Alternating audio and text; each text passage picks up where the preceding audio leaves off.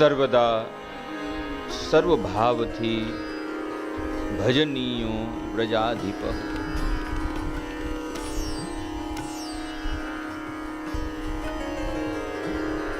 કે શ્રી આચાર્ય મહાપ્રભુ સેવા કરવાની આજ્ઞા આપી રહ્યા છે.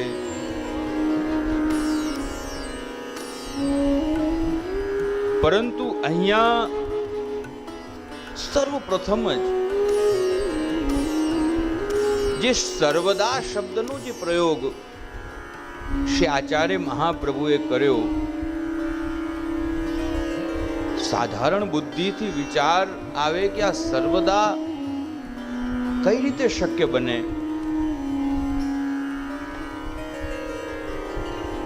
શું અમે અમારું લૌકિક કાર્ય બધું છોડીને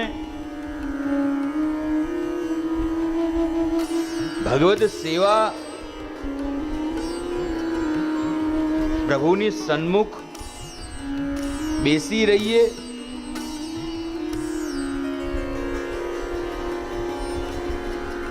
સર્વદા પદનો પ્રયોગ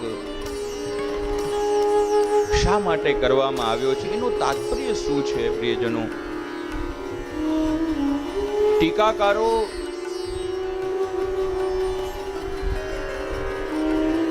આ પદની વ્યાખ્યા કરતા ખૂબ સુંદર આજ્ઞા કરી રહ્યા છે. મેં આપને પૂર્વમાં પણ કહ્યું હતું કે આ ચતુશ્લોકી ગ્રંથની 7 ટીકાઓ, એમાં પ્રથમ ટીકા વ્રજરાજજી મહારાજની, અને આપ ખૂબ સુંદર આજ્ઞા કરી રહ્યા છે આ સર્વદા પદને સમજાવતા.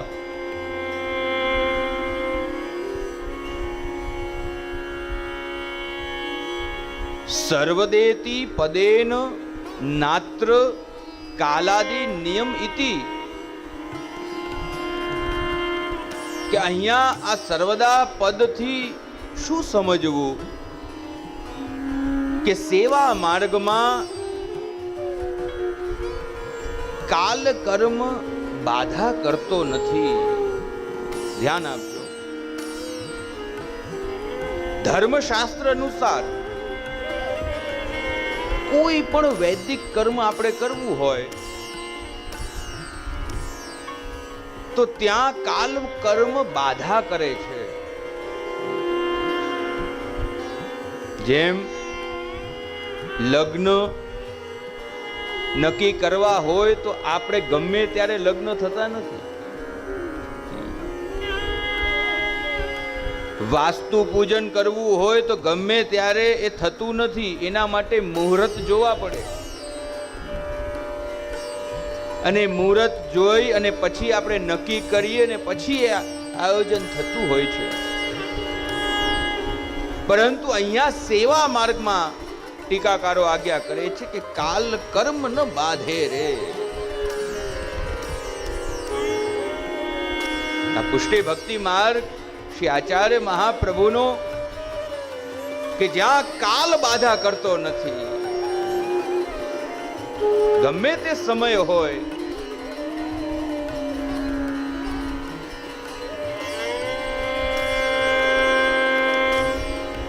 ઘણી વખત વૈષ્ણવ આવે અમારી પાસે અને સહજમાં વિનંતી કરે, જે અમારે ઠાકુરજી પુષ્ટાવા છે, કયો દિવસ સારો? અરે વૈષ્ણવ, મિલે ગોપાલ સોહી દિન નીકો. જે દિવસે ઠાકુરજી મળે એનાથી ઉત્તમ દિવસ બીજું શું હોઈ શકે? આ સર્વદા પદથી આપણે શું ભાવ લેવાનો છે? કે જ્યાં કાલ કર્મ ન બાધે રે. ભગવદ સેવાની અંદર કાલ પણ અનુરૂપ થઈ જાય છે. જ્યારે ભગવદ પ્રાગટ્ય થયું ત્યારે આપણે શ્રીમદ ભાગવત કથાના શ્રવણ કરી ચૂક્યા છીએ. કથા દરમિયાન કાલઃ પરમ શોભન, કે કાલ પણ પ્રભુની અનુરૂપ ચાલે છે. આપણે જોઈએ સહજ, આપણે આપણા દૈનિક સેવા ક્રમમાં જ તમે જુઓ, રોજનો નિયમ હોય કે ભાઈ 6:30 કે 7 વાગે આપણે મંગળા કરાવતા હોય. આજે મોડું થયું, કોઈ દિવસ ઠાકોરજીએ કીધું? રોજનો નિયમ કે મંગળ ભોગ છે, આપણે 30 મિનિટ કે 40 મિનિટ આપણે પ્રભુ સન્મુખ રાખતા હોય. આજે ઉતાવળમાં 15 મિનિટમાં સરાવી લીધા. ઠાકોરજીએ કીધું, કેમ ભાઈ ઉતાવળ કરે છે? જ્યાં કાળ કર્મ ન બાંધે રે. સર્વદાનો ભાવ શું છે?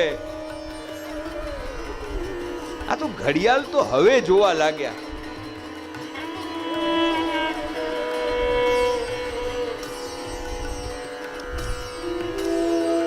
અહીંયા ટીકાકારો બહુ સુંદર ભાવ, સર્વદા પદથી ક્ષણ માત્ર પણ અન્ય ધર્મ કરવા પર અન્યાશ્રય દોષ થઈ શકે,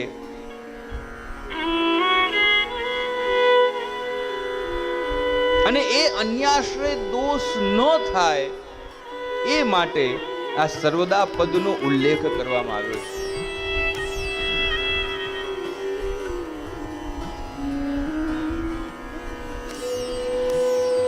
યેન કેન પ્રકારેણ જીવ પ્રભુની સન્મુખ રહે, પ્રભુનો થઈને રહે,